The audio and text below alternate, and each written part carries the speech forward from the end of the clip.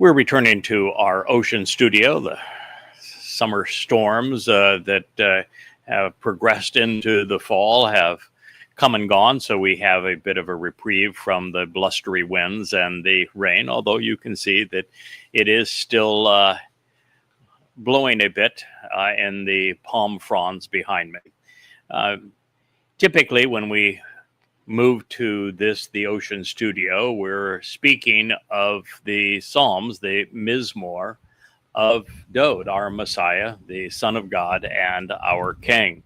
But in a previous episode, we wanted to explain some of Dowd's thoughts pursuant to his position relative to Yahweh and why he came to realize that it was appropriate for him to intervene as our Savior to fulfill Pesach, Matzah, and B'Kodim, and that his people just did not understand, that they somehow had missed the entire intent of the Torah, and that they were therefore estranged from God, and that he alone was in a position to resolve that dispute.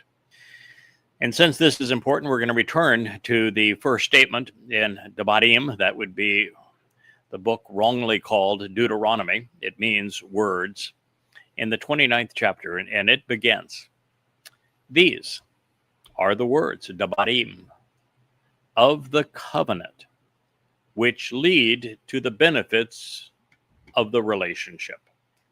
Yahweh instructed for Moshe to cut and to establish with the children of Yisrael in the land of Moab, which means who's your father, along with and as part of the covenant that he cut and associated with them in Choreb.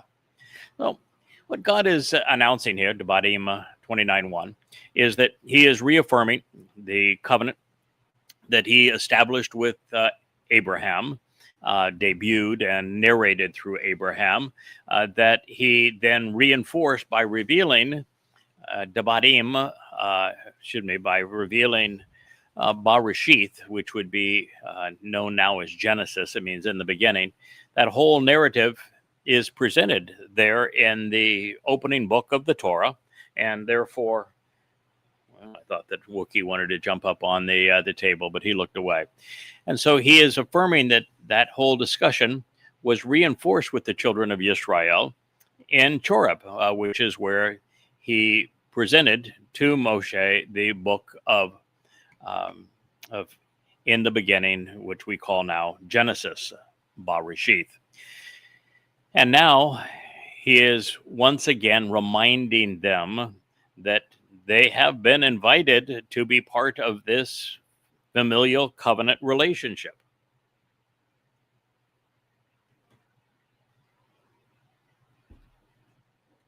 Whether or not they wish to participate, and unfortunately the answer is they did not. So we're finding that I bring up a glass of water or tea because when you speak for an hour at a time, sometimes your voice gets a little scratchy, and the beneficiary of that is Wookiee. So I'm glad that you were able to refresh yourself there, Wookiee. That's important. So that's the story here. That's why the introduction is written this way. The covenant that was narrated and then affirmed on Mount Moriah, with Abraham, has now seen its reaffirmation, if you will, here on Choreb with the children of Yisrael, and then is now being reiterated. And this is the Torah through which Moshe on Mount Choreb established, delineated for the purpose of sharing the fact that there are 5 conditions and 5 benefits associated with it, all of which are fulfilled through the establishment of the Mowed Miqraey, the 7 steps that we are invited to walk to Yahweh. So as we continue with this narration from God through Moshe. It reads, and Moshe summoned, calling out to, speaking of the Miqraey, it's the verb that serves as the heart of Miqraey. It means to summon, to call out, to invite to a meeting, to welcome, to read and to recite. It is kara. All of Yisrael, saying to them, you yourselves have witnessed everything that Yahweh acted upon and engaged in before your eyes in the realm of the crucibles of oppression in Mitzrayim, known as Egypt, before Pharaoh, before all of his servants, and throughout his land. They had been slaves. They were liberated. They had witnessed everything that Yahweh had done on their behalf. And now here they were as witnesses to God's great favor on their behalf. This is Debarim, Deuteronomy 29:2. And that should have put them in a position where they were receptive and appreciative. Unfortunately, it didn't. So this tremendously great experience of examination and validation and of getting the desired response, which for the benefit of the relationship, you saw, witnessing with your own eyes, the appearance of the conspicuous and important signs announcing future events, and the remarkably extraordinary indications of amazing things which were to come.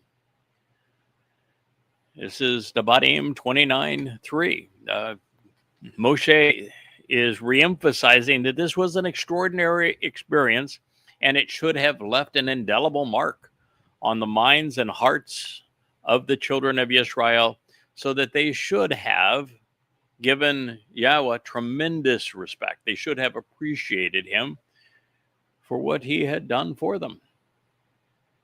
Continues, this tremendously important and empowering opportunity for examination of getting the desired response, this time of testing and period of evaluation for your benefit, and for this relationship which you saw witnessing with your eyes, the appearance of the conspicuous and important signs announcing future events, the prophetic proof statements regarding these promises, which are predictive, accurately confirming that which will occur, along with the miraculous means of communicating the message with distinctive banners and characteristic signals regarding future provisions laden with tremendous portent, along with great expectations of things which will occur, then brilliant examples which correspond to future events, communicating that which is vitally important, enabling us to respond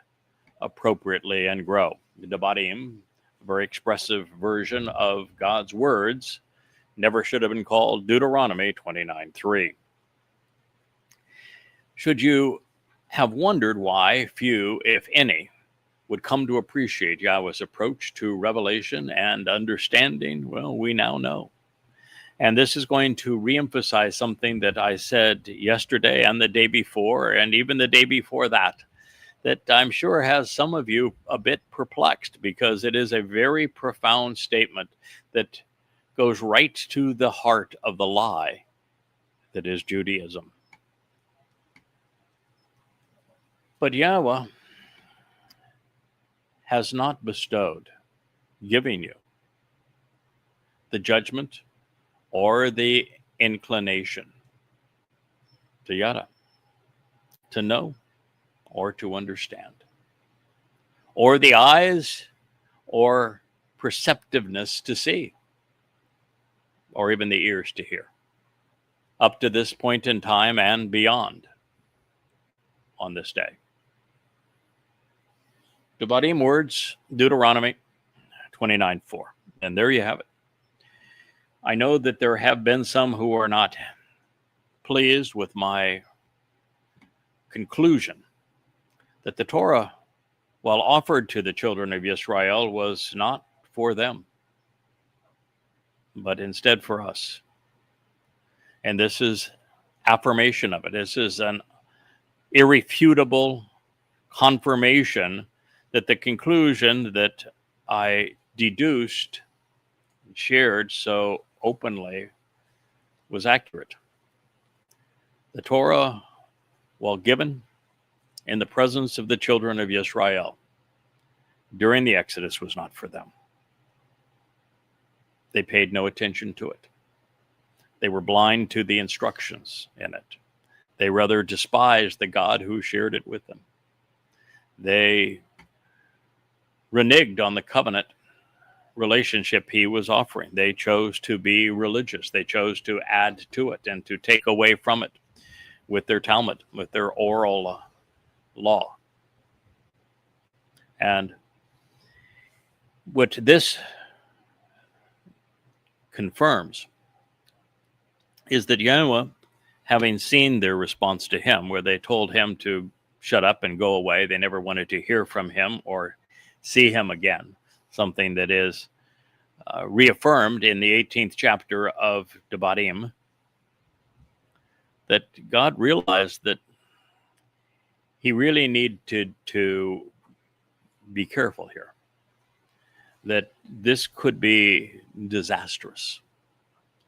Because if the Jews during the Exodus had promulgated their myths using Yahweh's name, had they conveyed aspects of the Torah accurately, including the purpose and intent of the Bereth covenant and that of the Miqraey invitations to be called out and meet, and then twisted and perverted some aspect of it, that far more damage would have been done than their wholesale denunciations of Yahweh's name, of his covenant, and of his Miqraey invitations to meet.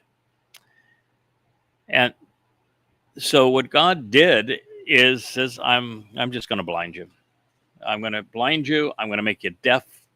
I'm going to dull your thought process so that you're just going to be clueless. All you're going to do is wallow all over yourselves and swim in your own vomit. You're not going to be able to corrupt my testimony. I'm just going to preclude it. So rather than being in a position to correctly analyze the creation account and know how 16 billion years, 15 billion years from our perspective here on Earth, looking back on the Big Bang, is actually 6 24-hour days, and that Maimonides therefore was wrong, and dating the Jewish calendar to creation as opposed to the day that Adam and Chawah were booted out of Eden. He was, and they are, unable to understand why it was Noach that was chosen and guided in the building of the ark. And instead, the religious Jews have replaced that lesson with Noad laws, none of which are in the Torah. They just simply replaced a teaching about the value of the covenant relationship and of listening to God and doing as he asked with this whole tirade of religious lies, Noahide laws.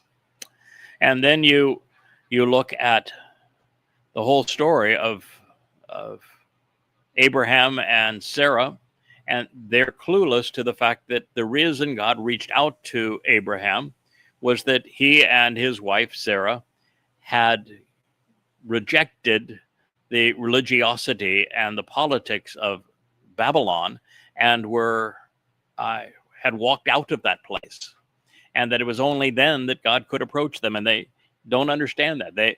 There isn't a rabbi to this day over thousands of years who have understood that the covenant is about a relationship with God, and that its prerequisite is to not be religious. Not a one. And so they have been blinded to this profoundly important truth. They don't know that there are 5 conditions or 5 benefits. They are completely blinded to the fact that the 7 Mowed Miqraey, which they are clueless to understand, deliver the benefits of that Bereth covenant. And by not being able to corrupt Yahweh's testimony, but instead wallowing in their own vomit, they have done no harm to the Torah or to Yahweh's name or to his plan, and have simply embarrassed themselves. And that is the condition up to this point in time.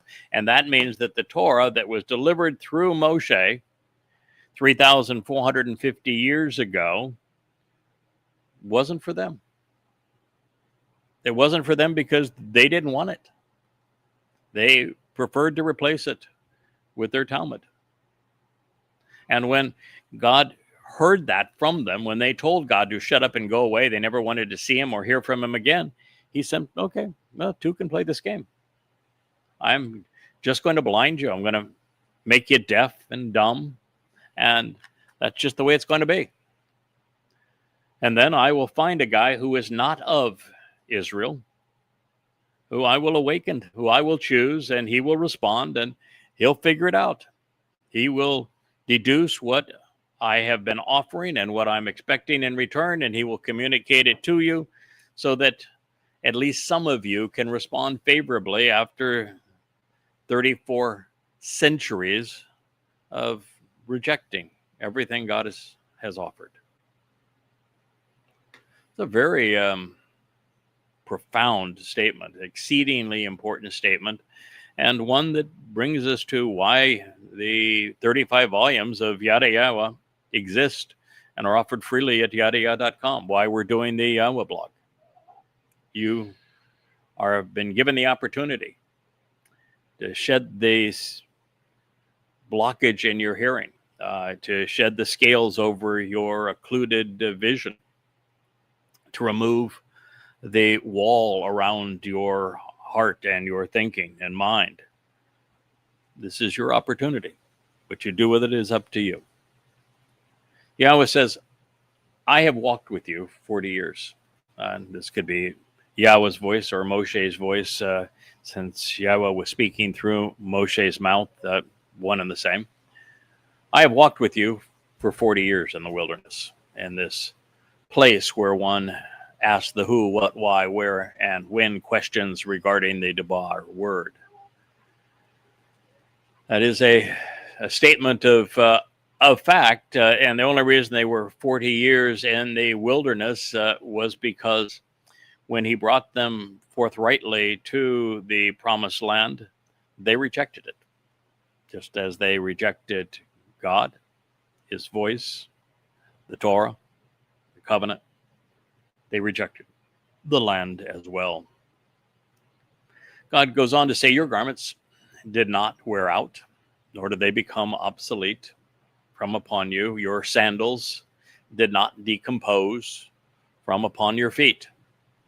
The Debarim words should not have been called Deuteronomy 29:5. Well, that's true, and it was another just obvious sign that they were being protected. And that matzah, unyeasted bread, is symbolic of removing the fungus of religion and governance, militarism and conspiracy from our souls. Lakem, the bread infused with yeast, is seen as corrupt. Therefore, once they had availed themselves of the benefits of Pesach and matzah, these Bikurim were kept pure prior to entering the promised land, is what we are going to be presented with next. It says, you have not consumed bread or wine, intoxicating beverages you have not drunk, so that for the purpose of serving as a witness, you might otherwise know, Yada, that indeed I am Yahweh. Too bad. They were unwilling to do that, or to recognize that Yahweh is your God. Debarim 29:6. It takes a clear head to appreciate the things of God. For those who do so, they have the privilege of serving as witnesses, testifying to what we have come to know, Yada, about Yahweh. It's the highest calling and our best use of our lives. Observe the words associated with the covenant. Closely examine and carefully consider the bereth, this family-oriented relationship agreement, and act upon and engage in it so that you may become an effective witness and provide answers, becoming a teacher, gaining insights by coming to understand, and then being circumspect, sakal, being prudent, and prospering by paying attention to the instructions so that you might comprehend with regard to everything you do, acting upon or engaging in that which leads to the benefit of the relationship. Debarim words, Deuteronomy 29:9. It's a wonderful expression of God's will for our lives. When it comes to knowing Yahweh and engaging in a relationship with Him, becoming part of His covenant family, it all begins with Shamar, being observant. And this leads to Shakal, gaining the insights needed to serve as a Lama'an, a witness, our highest calling. You are standing this day, all of you, before the presence of Yahweh, your God. The beginning and finest aspects of your familiar associations, your mature men, your scribes, all of the individuals who comprise Yisrael, even your little ones, your wives and your women, and the foreigners from different ethnicities other than your own, who are all camping out in your midst.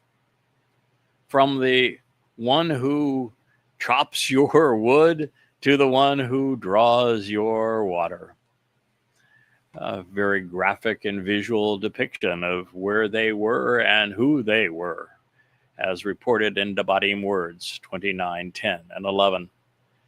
So you'll note that the men and women were not separated as they are in Judaism, and women were counted among the best of Yisrael, which is as it should be, but not as the religious require. Yahweh's relationship with Yisrael has never been monotheistic, or monolithic, I should say, but is instead based upon young and old, men and women, even other ethnicities, as long as they seek to be part of the same family. That's why Yisrael actually identifies those who engage and endure with God, regardless of their ethnicity. What appears, and by the way, also their gender, or their age, or their affluence. What appears particularly interesting, in addition to the inclusiveness of the covenant and its broad base, is the mention of 3 occupations pertaining to 1, writing, 2, chopping wood, and 3, drawing water. Everything we know about Yahweh has come by way of the scribes who wrote the testimony that God conveyed through his prophets on parchment. Wood was used to build homes, cook food, and illuminate the darkness, keeping us warm and nourished, enlightened and protected, safe and comfortable. But most importantly, wood for the fire, which is the purpose of chopping it, is that transformative force that takes our physical bodies, which he has just spoken of, and protecting them and transitions them into light and energy so that our souls can rise to the occasion and be so much more than we would otherwise be. And of course, water is what cleanses and restores life. That is why these 3 occupations were listed.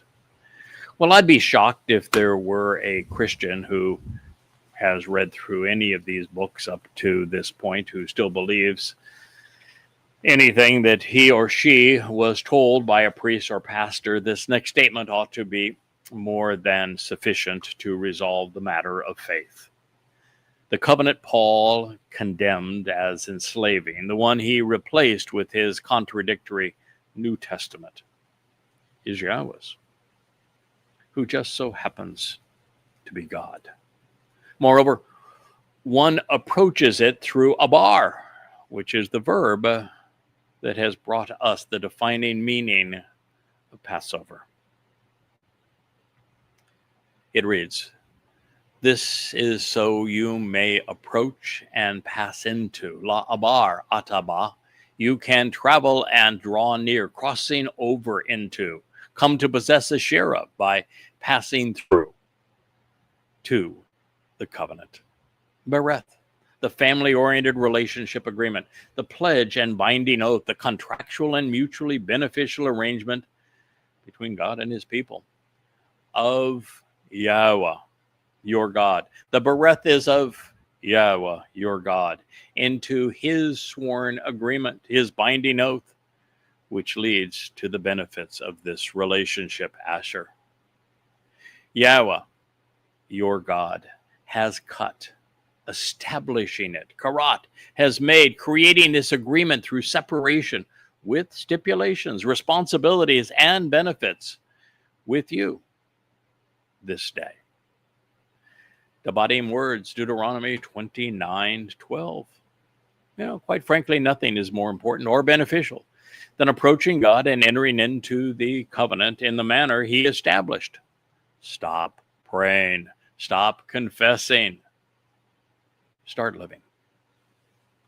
Over the millennia, religious men have behaved badly, including those conducting human sacrifices to phony gods. But few things in all of that time have negatively affected more souls than the overt Christian replacement of Yahweh's covenant with supersessionalism. Those who do you suppose, therefore, motivated and inspired Paul to negate Yahweh's intent with his covenant relationship, to annul God's commitment to his family, and then to superimpose a different covenant, a New Testament, in its place? Of course, we know the answer because Paul admitted to being demon-possessed at the conclusion of his second letter to the Corinthians. But most remain unaware, which is why billions of souls have been lost to the mythology that has sought to denigrate, dehumanize, and demonize Jews through the Christian New Testament. The only thing worse has been the Jewish propensity to obfuscate Yahweh's name, doing so throughout their Talmud and their culture. Knowing it, acknowledging it, and professing it are essential to answering his invitation to approach and to pass into the covenant. And that is, this is his family, his name, and his title. Well, they're all continuously associated with him in it. And in this case, his name was spoken and written twice for our edification. There was no justification in erasing it or replacing it. Anytime you hear Hashem or G-D or Adonai, it should be like fingernails scratching against a blackboard. Surely, Yahweh didn't think that we would forget his name or be remiss in remembering that he is God in the time it took to recite this sentence. It cannot be the reason he repeated it. And yet, it is as if he knew his people would do the inconceivable. And they did. Yahweh clearly wanted us to know that we would be engaging directly with him. It is his name and reputation on the line, his word, that we would be trusting should we wish to engage in this covenant. Moreover, he wanted us to be aware of those who would be living together with us should we want to accept his invitation. We have said it repeatedly because Yahweh wants us to acknowledge that the covenant is his family. It is a sworn and binding agreement and therefore backed by the very word of God. Its stipulations lead us to the benefits of the relationship that our Heavenly Father is seeking to establish with his children. Being invited into Yahweh's family is a wonderful opportunity, enriching and empowering. And while it affords us with a tremendous amount of freedom, we're not given the authority to alter what God is offering or expects in return. There can never be and will never be anything akin to an inspired Talmud or an authorized Christian New Testament or Zohar. They are not the Word of God, but are instead the lives of men. Unlike the authors of those books, Yahweh does not break his promises. He is not capricious. He does not change his mind. He does not alter his approach. He does not contradict himself, all of which are required for either the Talmud, Zohar, or New Testament, as well as the Quran, to be true, meaning that they're false. With statements like this and the next one, it's a wonder that 5 people, much less 5 billion, believe that there is any validity to the Talmud, Quran, and New Testament.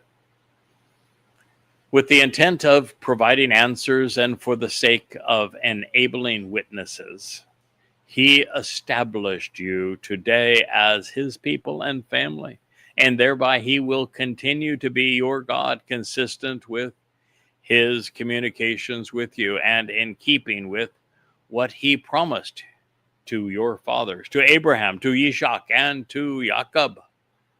Debarim words should never have been called Deuteronomy 29:13. You see, the covenant was established with Abraham, Yitzhak, and Jacob, and confirmed with Yisrael. It was not annulled, renewed, or changed by Gentile Christians. By his own admission, Yahweh has been Asher Dabar, consistent with his words and guidance, never wavering from what he, Shabbat, has promised. Yahweh chose to provide the answers we would need to form a relationship with him through Yisrael, which is why the descendants of Abraham through Yitzhak and Jacob were to be his witnesses. And while some, especially the likes of Moshe, Shamuel, Dowd, Eliah, Hosea, Yeshaya, Yirmiah, and Zechariah were stupendous at it, the preponderance of Israelites shirked their responsibility and still do so to this day. It is not with you alone. God says that I am establishing this covenant. Indeed, this sworn agreement exists to show the way to whomever is here with us, present and standing upright at this time before the presence of Yahweh our God. It is also for whoever benefits from the guidance along the correct path to the relationship, who is not among those present here in connection with this day. The Debarim words should not have been called Deuteronomy 29:15. Had they capitalized upon it, the Torah instructions regarding the covenant would have been theirs to claim, their inheritance. They did not. They rejected it. And had it been their response to accept those terms and conditions, the Goy who were with them, it could have been theirs to claim as their inheritance as well, but they didn't either. And so God had to say, it's not just for you. It's also for those who have shown a willingness to be guided in this path to the relationship, who are not among those present, not here, not then, not in conjunction with this day, but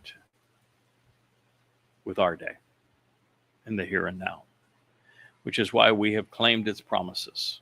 And we're not claiming the promises just for ourselves, but to share them. If we only wanted to claim the Torah's covenant and the inheritance for ourselves, we wouldn't have written 35 books, published them, printed them, offered them freely at YadaYah.com, or begun the Yahweh blog just a month shy of a year ago, would we? And matter of fact, it is in sharing this, by making these things known, that 100% of the angst that we endure comes our way.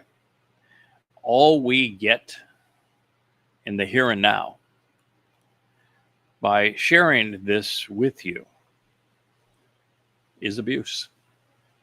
Yes, there are those who are joyously learning and contributing, and that is a tremendous thing to celebrate, and we do. But for the largest part, by sharing what God has conveyed through his Torah, I'm relentlessly attacked. It's very much like what the children of Yisrael did to Yahweh during the Exodus. They said, we want you to shut up. We don't ever want to see you again. And, there is now even a cult claiming to speak for Mommy God that is devoted to this thing, as if they have no other calling in life but to denounce the sharing what God is offering. Like they want to have it for themselves and to denounce it for everyone else. But nevertheless, there would be one covenant for all people and for all time. The covenant is a sworn agreement from Yahweh, and he has never reneged on a promise. While it is undeniably given initially to Yisrael, Goyim, Gentiles who chose to stand with the chosen people have always been welcome, no matter where or when we may live.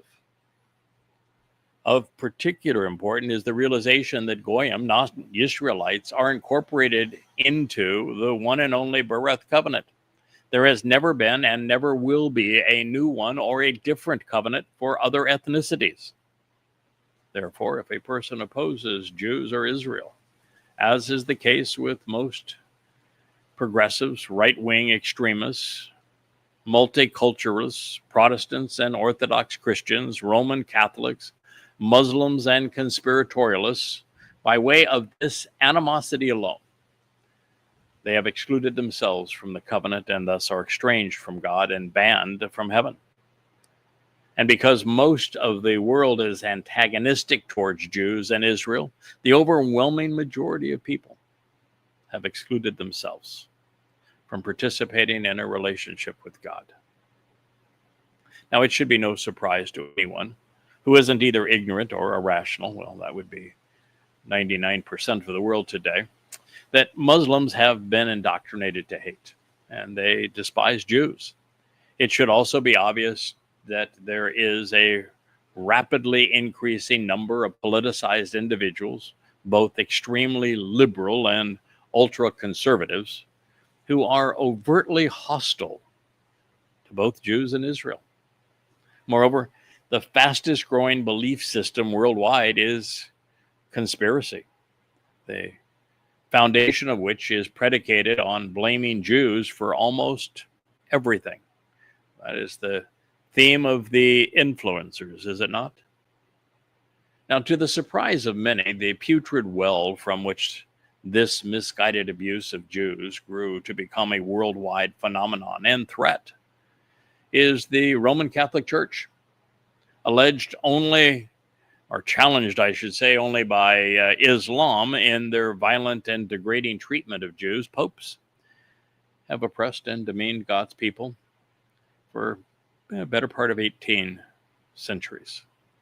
It is one of several reasons why the Roman Church is the whore of Babylon, and why the tyrannical Islamic fiefdoms represent geographical Babylon. Should you think that I'm biased or just making an uninformed generalization regarding Muslims and Catholics, then I would invite you to read Goddamn Religion and Twistianity, maybe followed by David Kurtzer's The Popes Against the Jews, or John Cromwell's Hitler's Pope. If you make it through them without coming to hate these religions, then you may want to have your head examined. As an alternative, and based upon what Yahweh just revealed, we enter into God's presence and are adopted into his family through the Torah. Therein we find the keys to heaven and the path to God's family. Consistently entering the doorways to synagogues, mosques, churches, temples, shrines, political edifices, and social media conspiracy sites, like X and Facebook, even YouTube, excludes believers from knowing God. These are the ways of the Goyim and of politics and religion. The Torah goes on to say, indeed, you yourselves know how we lived in the realm of the crucibles of oppression in Miqraey, and how to show the correct way to derive the benefits of the relationship we pass through Abar, the midst of the nations comprised of these Gentiles. We were led to do so in conjunction with Abar, Passover. Debarim words, Deuteronomy 29:16.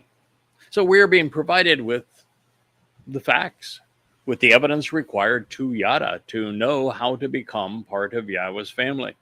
In addition to knowing what would cause us to be excluded, we are told what is necessary to be included. It is the truth which sets us free, just as it did for those who would have for those who listened on this day had they been receptive. Unfortunately, they didn't. The Hebrew root of Mitzrayim, the plural of Mitzri or Mitzrah, is derived from a blend of rather ominous terms, most of which emerged as a compound of ma to ponder the implications of sar, troubling oppression and persecution. These include Metzrep, crucible, to test and purge; Metzora, leprous, dreaded, and chronically diseased; Metzar, anguishing trouble and distressful hardship; Metzara, to be on guard, alerted against an impending future consequence; Mitzar, lowly and little; and Mitzor, to besiege.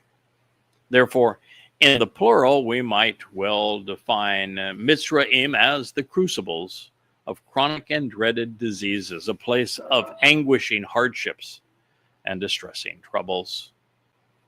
It is in this light that it is particularly telling to realize that many, if not most, Masur, Egyptian, Coptic Christians are ethnic Jews, the legacy of converso Jews millennia earlier. It was here that the Torah was robbed of its Hebrew roots and was bastardized, giving birth to the Hellenized Septuagint. It is here that every pre-Constantine copy of the Christian New Testament was written and later discovered. It could be stated both literally and historically that the origins of the Christian Bible, its Old and its New Testaments, were written in Greek in Alexandria rather than in Hebrew in Israel, Yehuda or Jerusalem. If I may quote Dowd, Salah, pause now and consider those implications. One of the many things which makes the prophecies regarding the Miqraey, this observant foreigner who is speaking to you, so provocative, is that Yahweh consistently tells his people that the ways of the Goyim Gentiles are an abomination, especially their religious and political practices, their military manners and customs. This is one of many such examples.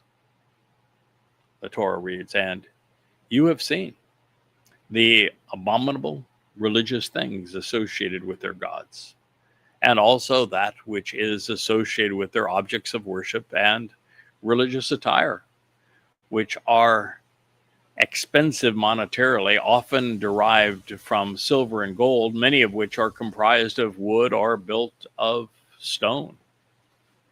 Debarim words 29:17. Isn't that something? So when Yahweh denounced the ways of the Goyim and told the Israelites that they should not follow in the same manner, he wasn't speaking of their ethnicity. No. This is not Jews versus Goy from a racial perspective. God has one Torah, one covenant for both. No, it is the religious ways of the Goy that God was trying to preclude his people from emulating. And yet that's what they did. The Goy were militant. They were religious.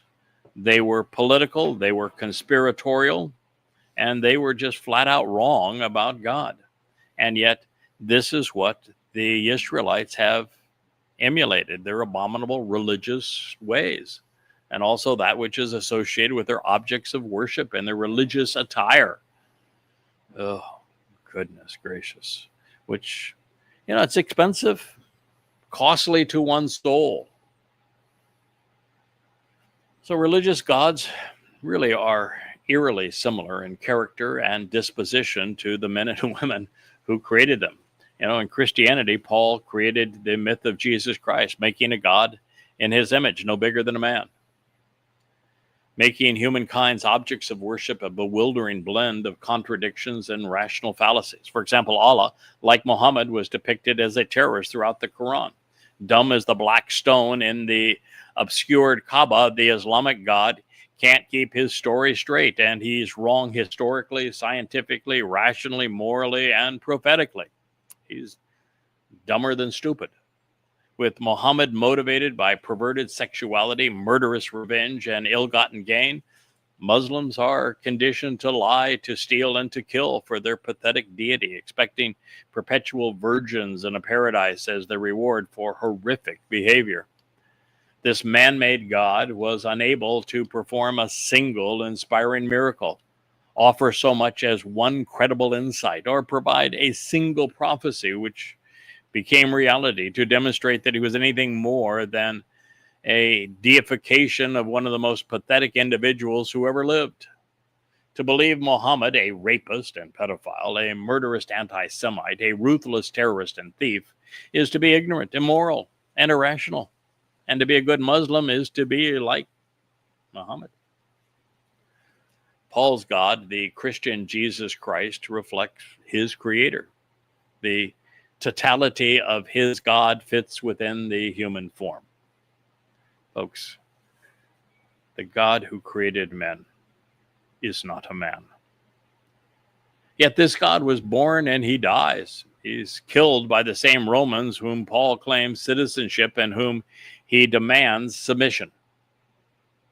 To believe Paul, it no longer matters what the God who created man has to say, because Christianity is based upon, but I, Paul, say. The people through whom Yahweh revealed everything became the enemy of the new faith, as the entire Gentile world is told that Paul, to the exclusion of all others, alone spoke for the reincarnated Greco-Roman Gnostic deity presented throughout the factually inaccurate and consistently contradictory verbal diarrhea that is now venerated as scripture. Paul wasn't the first to lead people astray, of course. The first king of Babylon, Nimrod, claimed to be the son of God. His wife, Astarte, worshipped as the queen of heaven and the mother of God, gave birth to what would follow as Christianity. Throughout the long march of time, the worst among us has claimed divine authority to rule, many of whom actually claim to be gods themselves, demanding veneration.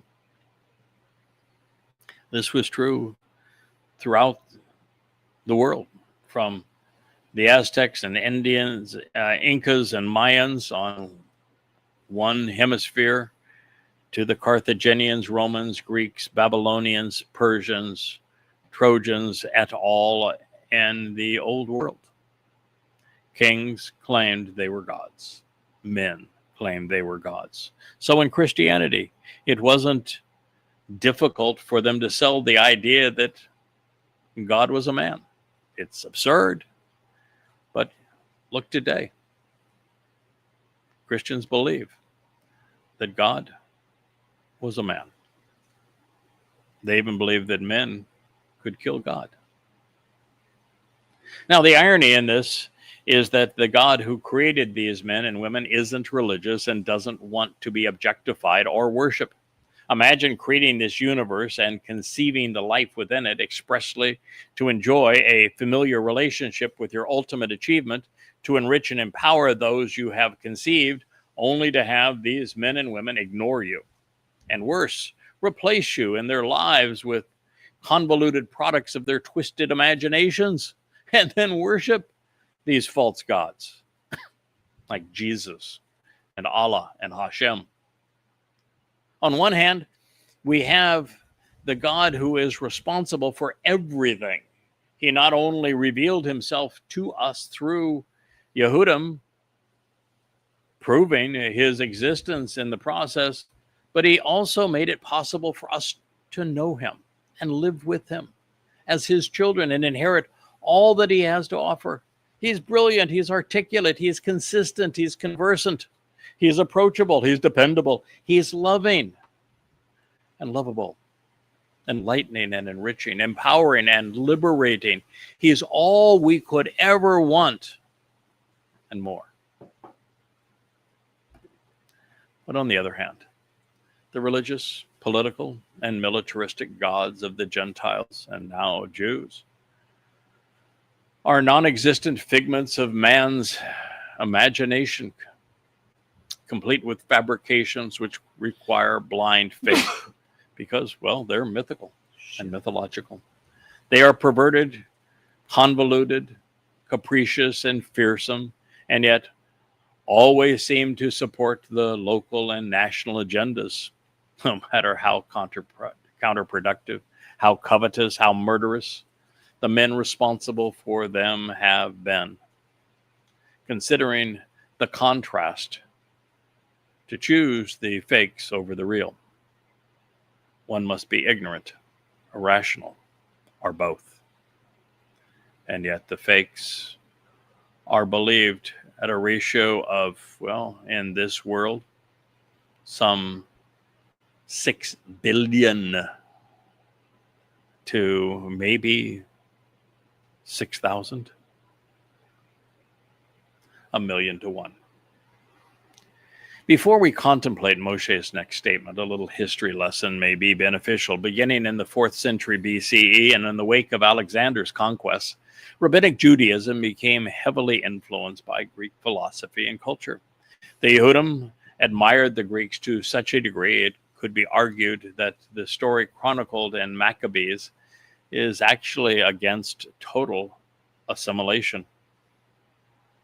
As a legacy of this conflict, the eternal Hashmonean Civil War played out 40 to 70 years prior to Dowd's second arrival. It consummates and demonstrates that this integration of cultures actually occurred. The high priest at the time, Hyrcanus II, inherited the position from his father, Alexander Amanus, by way of his mother, Alexandra. All Greek names, as I'm sure you've noted. Alexandra also crowned her eldest son king, intermixing religion and politics in the way of the Gentiles, as was the case here.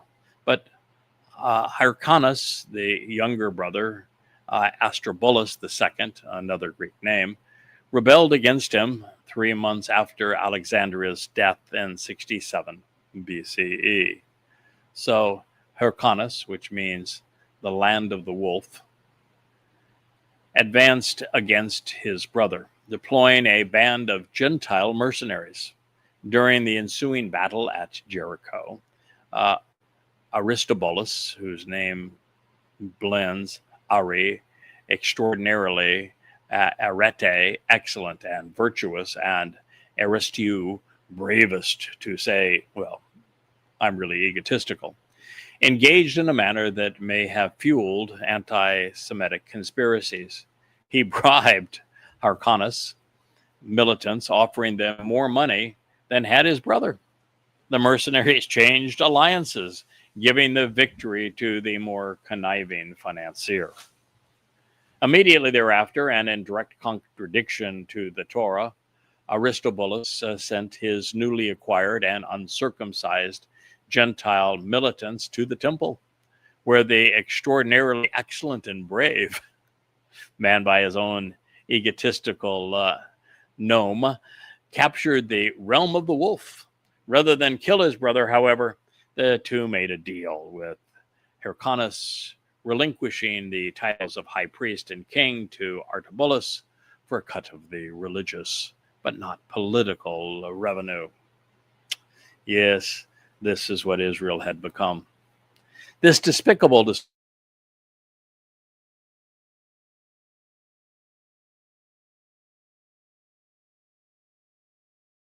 of Alexander's empire, meaning like the father, the Edomite, symbolic of Rome, convinced Hyrcanus that his brother Aristobulus was too insecure and greedy to allow him to live.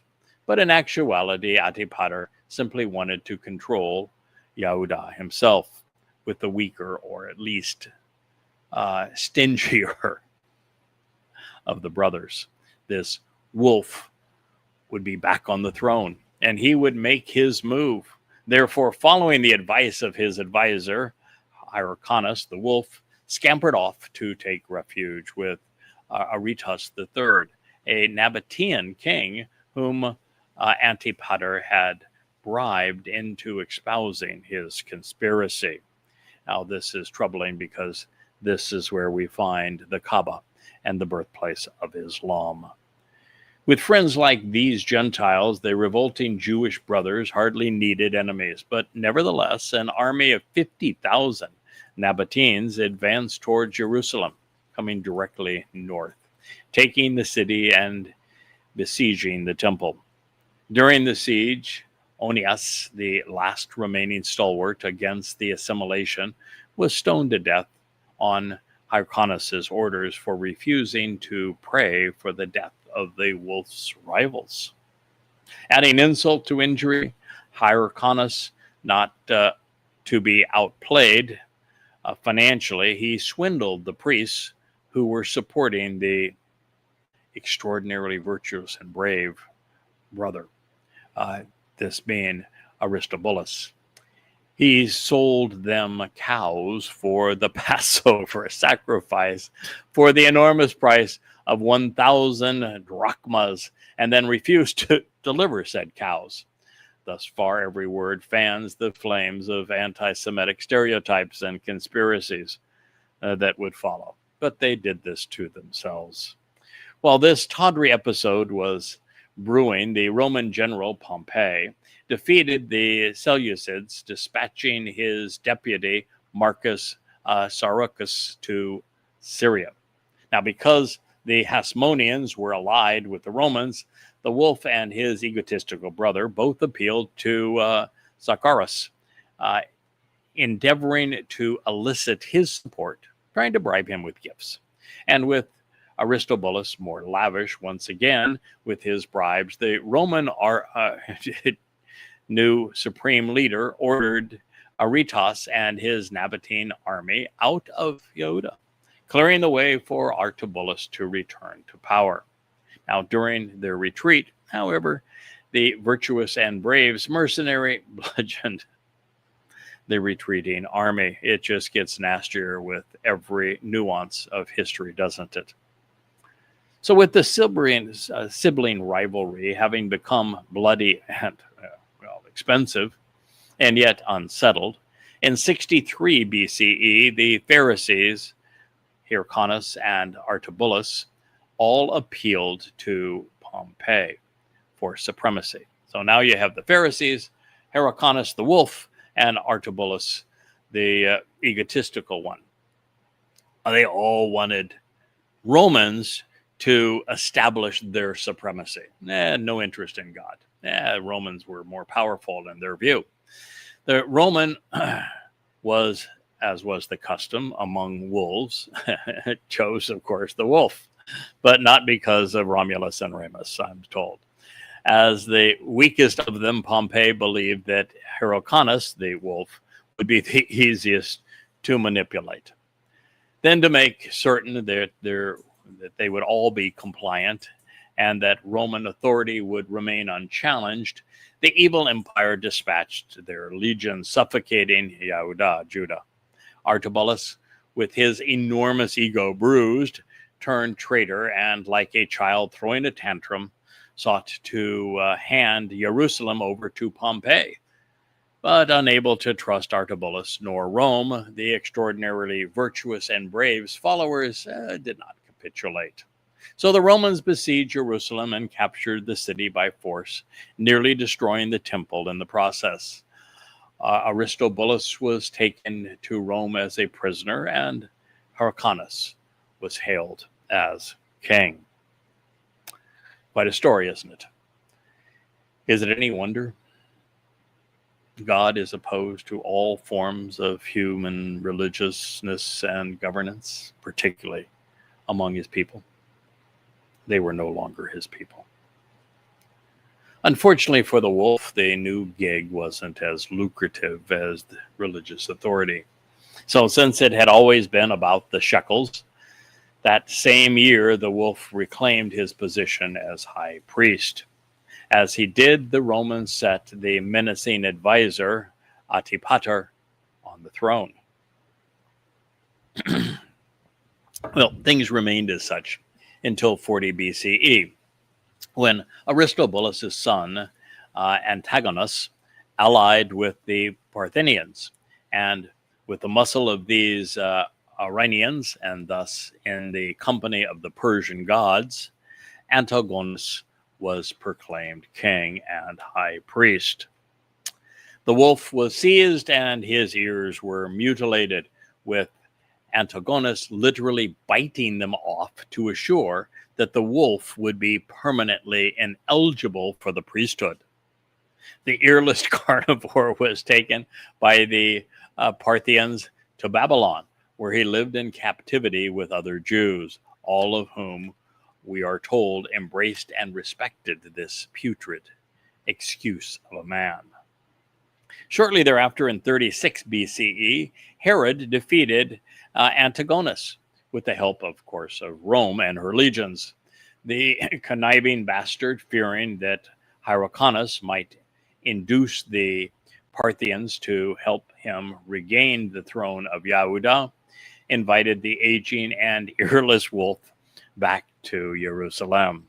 Hyrcanus accepted the invitation of Rome's appointed king, only to have Herod charge him with plotting against the Nabateans, against his authority, or with the Nabateans against his authority.